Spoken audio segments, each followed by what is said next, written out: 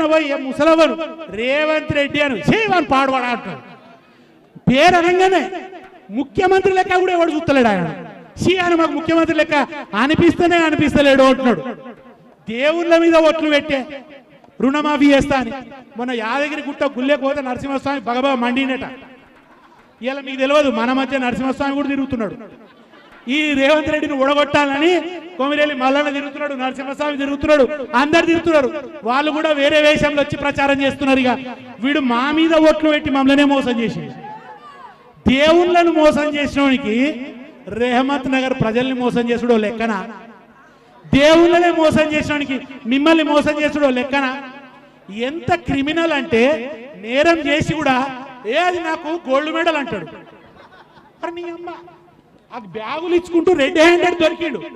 దొరికినాక టీవీలో అడిగిండు, అరే గిట్లెట్లా దొరికితే అంటే దొరికితే ఏమైంది, అది నాకు మెడల్, గోల్డ్ మెడల్. జైల్లో పడ్డాడు. ఏదో స్వాతంత్ర పోరాటం చేసి జైల్లోకి పోయినట్టు మాట్లాడతాడు. ఆ జైల్లో నుంచి బయటకు వస్తుంటే ఫ్లెక్సీలు పెట్టిర్రు, టైగర్ వస్తుంది అని.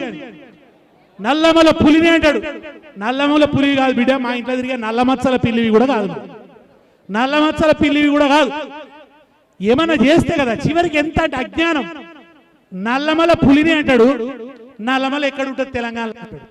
అది తెలంగాణలో ఉందా ఆంధ్రలో ఉందా అని అడుగుతాడు. గంతపాటి తెలివి. గోదావరి ఏ బేసిన్లో ఉంది అంటాడు.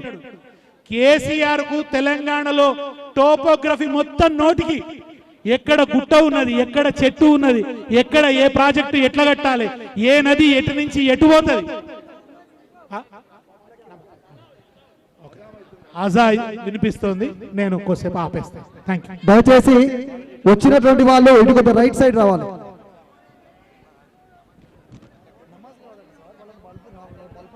भैया आप थोड़ा सावधान दो ना प्लीज, आप